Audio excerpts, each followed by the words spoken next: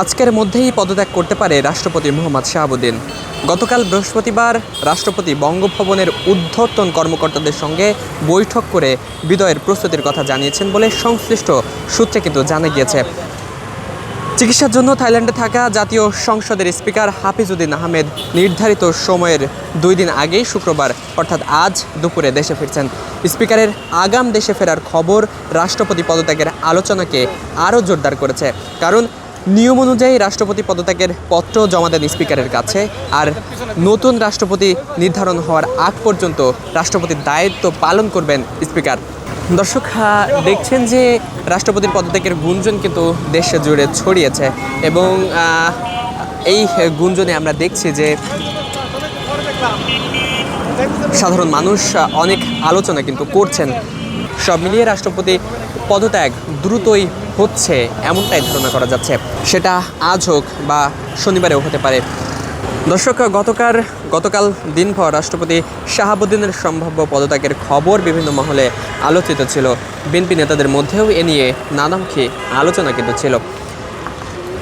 এর আগে আওয়ামী লীগ সরকারের সময় 2023 সালের 24 এপ্রিল 5 বছরের জন্য রাষ্ট্রপতির দায়িত্ব নিয়েছিলেন 75 বছর বয়সী মোহাম্মদ শাহাবুদ্দিন। সে অনুযায়ী তার 5 বছর মেয়াদ 2028 সালের এপ্রিলে শেষ হওয়ার কথা।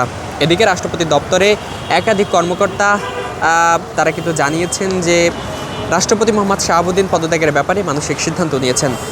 স্পিকার দেশে ফেরার পর তিনি পদত্যাগপত্র জমা দিবেন। তিনি কিন্তু আজ পদত্যাগ করতে পারেন এমনটি কিন্তু শোনা যাচ্ছে।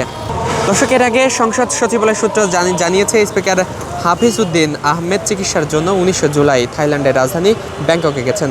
সফরসূচি অনুযায়ী 26 জুলাই রোববার তার দেশে ফেরার কথা, তবে তার আগেই তিনি দেশে ফিরছেন। আজ শুক্রবার দুপুর 12টা 40 মিনিটে থাই এয়ারজেডের ফ্লাইটে ঢাকায় ফিরছেন বলে জানিয়েছেন।